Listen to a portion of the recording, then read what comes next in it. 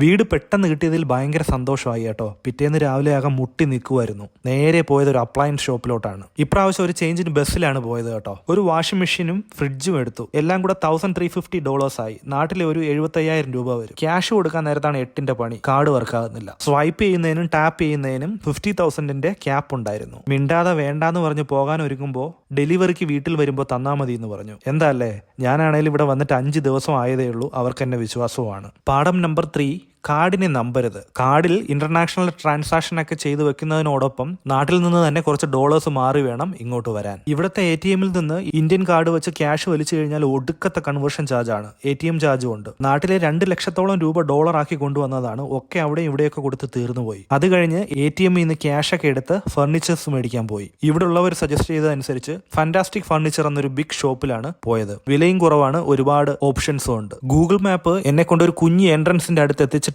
ഇതാണ് മോനെ എൻട്രൻസ്, ധൈര്യമായിട്ട് കയറിക്കോ എന്ന് പറഞ്ഞു. പെട്ടെന്ന് ഞാൻ കയറണോ വേണ്ടയോ എന്ന് ആലോചിച്ച് നിൽക്കുവാണ്. കുറെ സർവൈവൽ ഹോളിവുഡ് ഫിലിംസ് ഒക്കെ മനസ്സിൽ മിന്നു മാഞ്ഞു പോയി. രണ്ടും കൽപ്പിച്ച് അകത്ത് കയറി. അവസാനം ദേ ഇവിടെ വന്നെത്തി. വമ്പൻ ഷോപ്പാണ്. കൂടുതലും ചൈനീസ് സാധനങ്ങളാണ്. Use and throw level. ഫർണിച്ചേഴ്സിനൊക്കെ നമ്മുടെ നാട്ടിലെ തന്നെ വിലയാണ്. ഞാൻ ഡൈനിങ് ടേബിളും 4 ചെയേഴ്സും മാട്രസും കോഫി ടേബിളും ഈ സംഭവം മേടിച്ചു. എല്ലാം കൂടെ $900 ആയി. നമ്മുടെ നാട്ടിലെ 50,000 മുകളിൽ. ഡെലിവറി 2 ഡേയ്സിന് തരാന്ന് പറഞ്ഞു. ബാക്കി സ്റ്റോറി അടുത്ത വീഡിയോയിൽ പറയാം.